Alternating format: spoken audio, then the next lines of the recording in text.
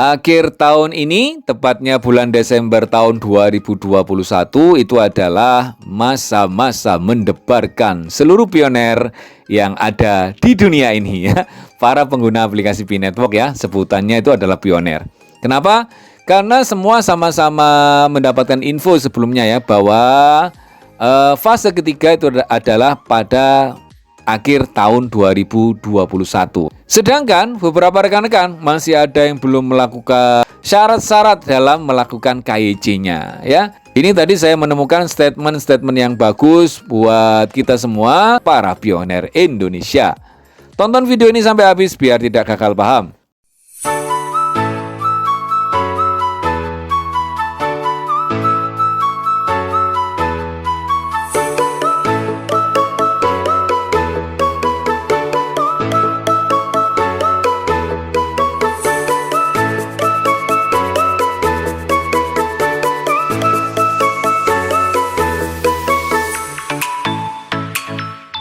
Assalamualaikum warahmatullahi wabarakatuh. Selamat pagi rekan-rekan pecinta aplikasi penghasil cuan. Kita bertemu lagi bersama saya di Dev Channel.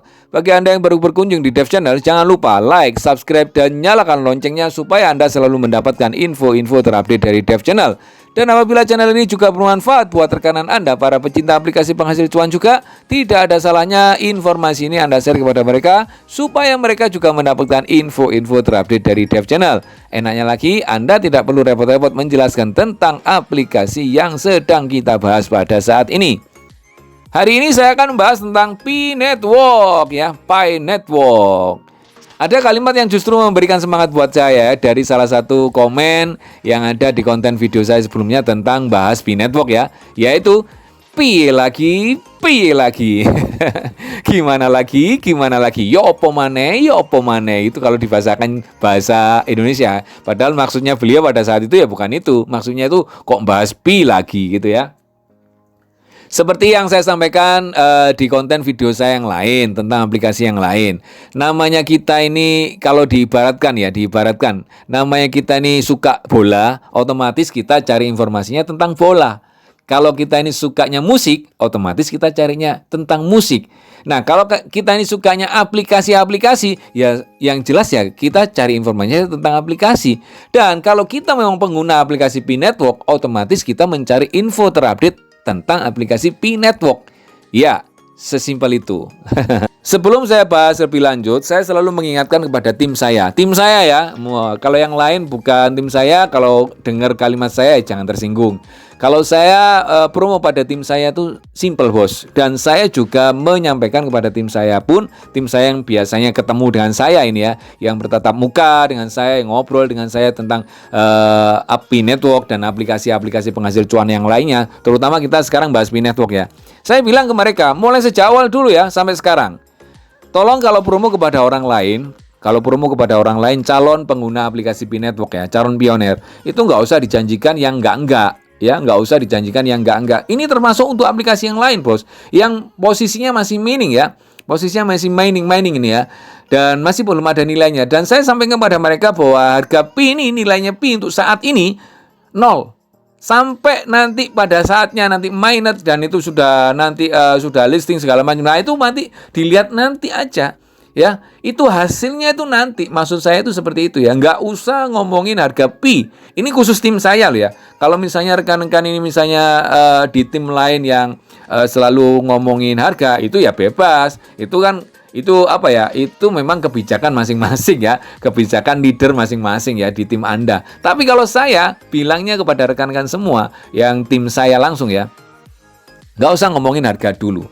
Kalau ataupun di luaran itu nanti ada harga Pi sekian, nanti prediksinya sekian, sesuai konsensus nanti diminta sekian, itu memang mereka lagi berproses untuk itu, ya biarin. Nah, namanya proses kan kita nggak bisa diugemi, kalau katanya orang Jawa, jangan diugemi, jangan ditelan mentah-mentah dan disampaikan kepada calon pioner yang lain, calon loh ya, jangan.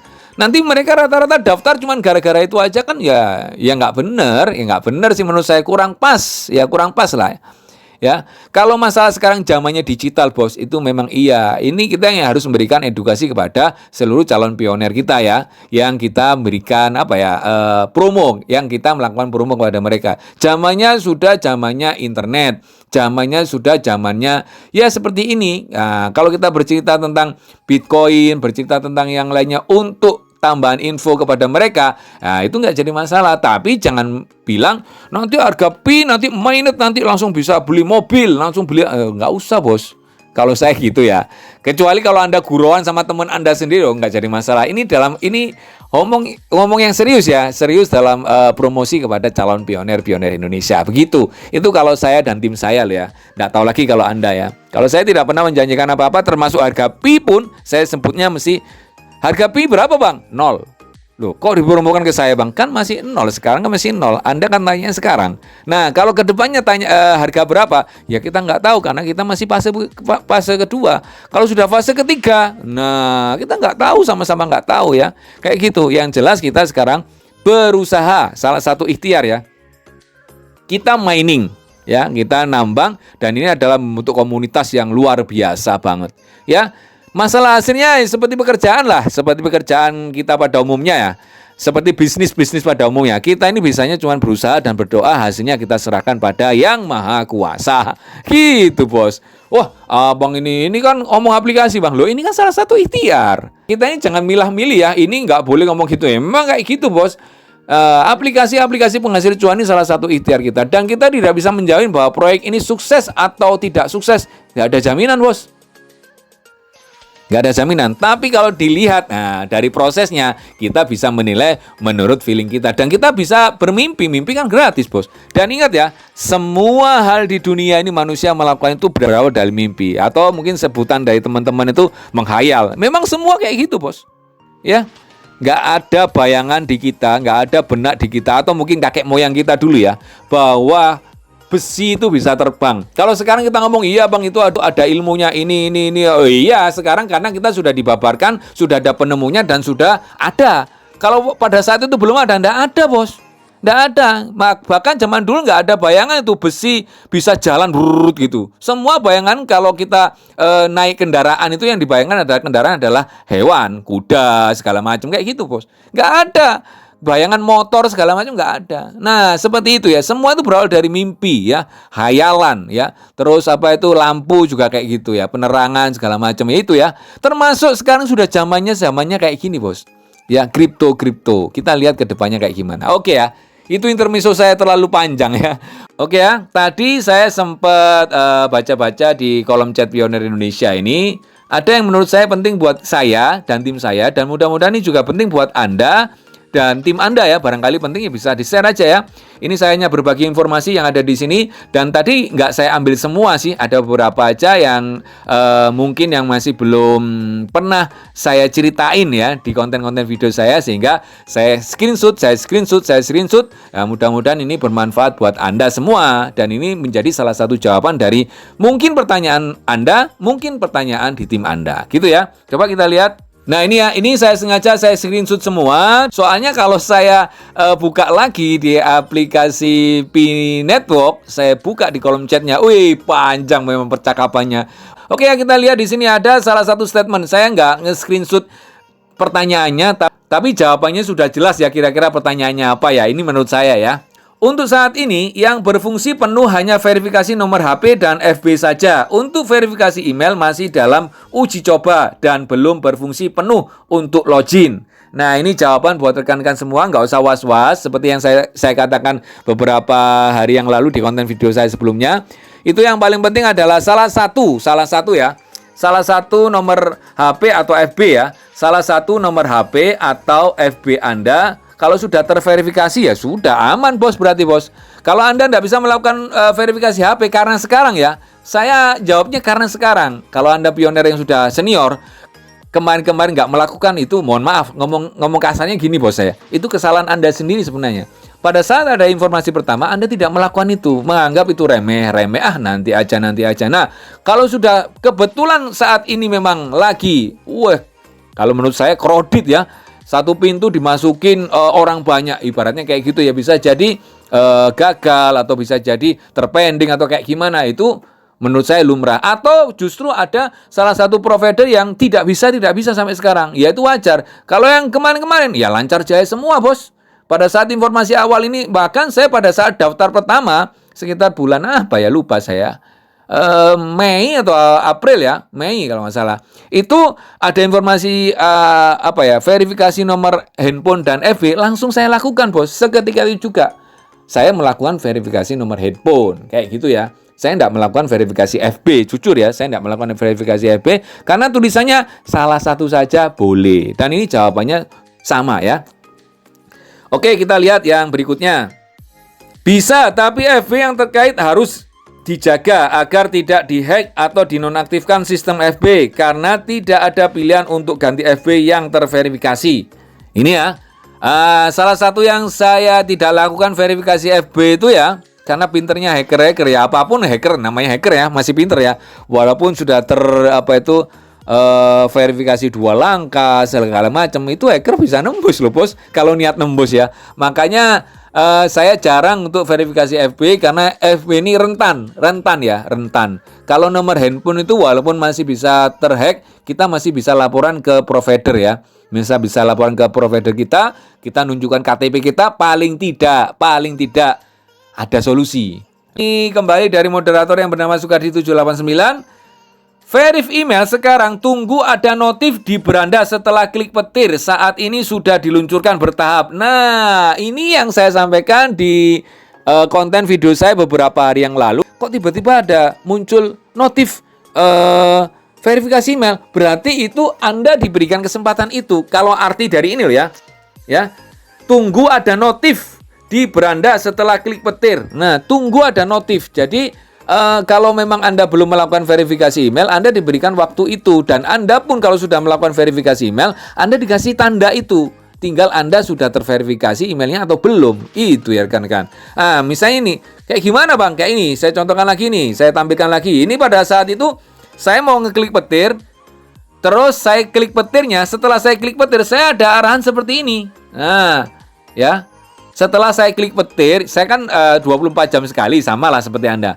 Waktunya klik petir, saya kliklah petir itu. Teng dong. Setelah saya klik, muncullah perintah seperti ini. Nah, kalau Anda keluar kayak seperti ini, langsung aja klik Start Verification. Nah, nanti kalau email Anda sudah terverifikasi, maka tulisannya sudah verified gitu ya. Kalau Anda masih belum verifikasi email ya, tinggal tulis saja emailnya. Kalau Anda mau mengganti emailnya, di bawahnya ada pilihan untuk mengganti email yang sudah terverifikasi. Itu ya. Seperti itu. Oke, kita lanjut ya. Informasi berikutnya. Untuk KYC Yoti sudah tidak digunakan lagi. Sekarang CT sedang mempersiapkan aplikasi KYC-nya sendiri. Jadi ditunggu saja karena saya juga menunggu kapan KYC massal. Ini statement dari moderator Pioner Indonesia yang bernama 35RV1992 ya. Jadi tidak ada KYC Yoti lagi sudah ya. Jadi KYC sendiri ya. Dengan melakukan lockup, ini penjelasan tentang lockup ini ya. Secara tidak langsung kita juga ikut membangun harga atau nilai Pi ketika nanti masuk open mainnet.